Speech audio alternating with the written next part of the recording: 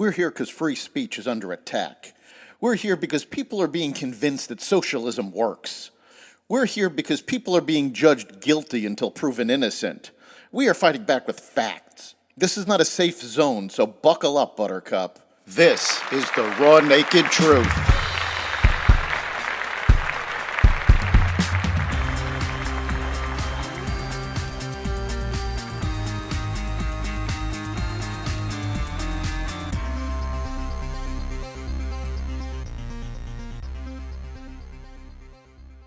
China, Iran, protecting the oceans, and more. Welcome to the Raw Naked Truth. I'm your host, Eric Lopkin, and here's the news you need to know. The government of the Philippines said on Saturday that it had spotted a Chinese naval ship off the coast of a Philippine-occupied island in the South China Sea. The country's Coast Guard said that the ship was seen in the vicinity of Thieu Island, along with dozens of militia vessels believed to be manned by Chinese naval personnel. Thieu is notably the country's most important and strategic island outpost in the South China Sea, but Chinese officials have continually asserted that the territory within the sea belongs to Beijing. The two countries have often sparred over the island, and Philippine President Ferdinand Marcos Jr. previously said that his nation would not lose an inch of island territory in the region.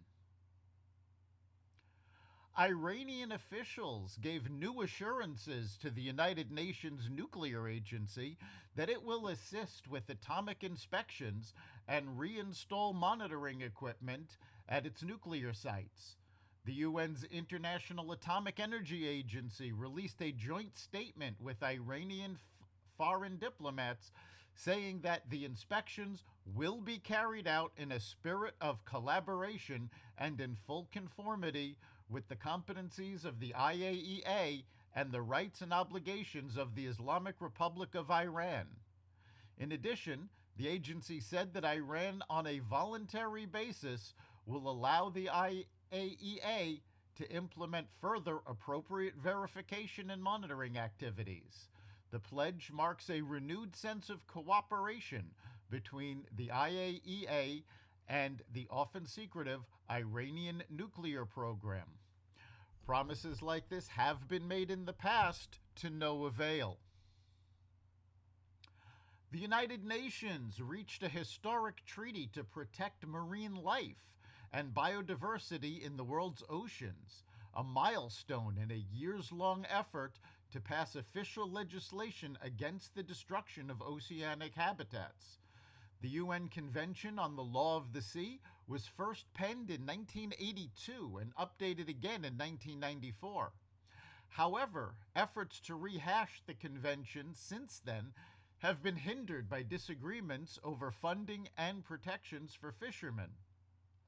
Saturday's update applies to all regions outside of internationally held waters known as the high seas.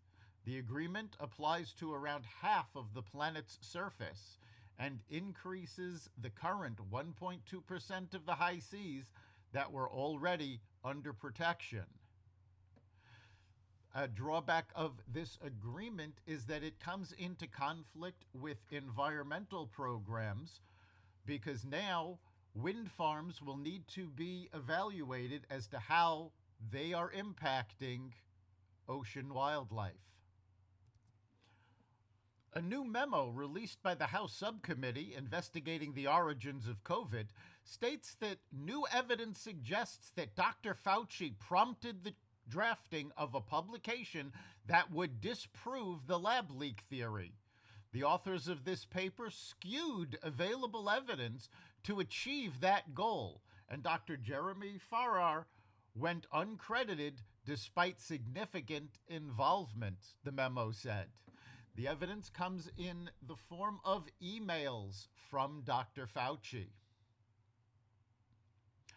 China Premier Li Keqiang announced Sunday at the start of the country's annual legislative session that Beijing has set an economic growth target of 5% this year. It is Beijing's lowest growth target in more than a quarter century. This year, it is essential to prioritize economic stability and pursue progress while ensuring stability, Lee said in a government work report. Last year's target was 5.5%, and the world's second biggest economy fell far short. China is struggling to bounce back from the devastating effects of 3 years of strict restrictions to slow the spread of COVID-19. During this week's legislative session, President Xi Jinping is expected to continue solidifying his grip on power. Senate Intelligence Committee Chair Mark Warner, the Democrat from Virginia, said he plans to introduce a bill proposing a strategy to ban some foreign technology, including China's popular TikTok video sharing app. TikTok has faced intense scrutiny over privacy concerns. TikTok's parent company, ByteDance, is based in China and privately held. They are taking data from Americans, not keeping it safe, but what worries me more with TikTok is that this can be a propaganda tool, Warner said. Warner's legislation, which he said has broad bipartisan support, comes after a House committee last week advanced a bill that would give President Biden authority to ban TikTok. That's the Raw Naked Truth.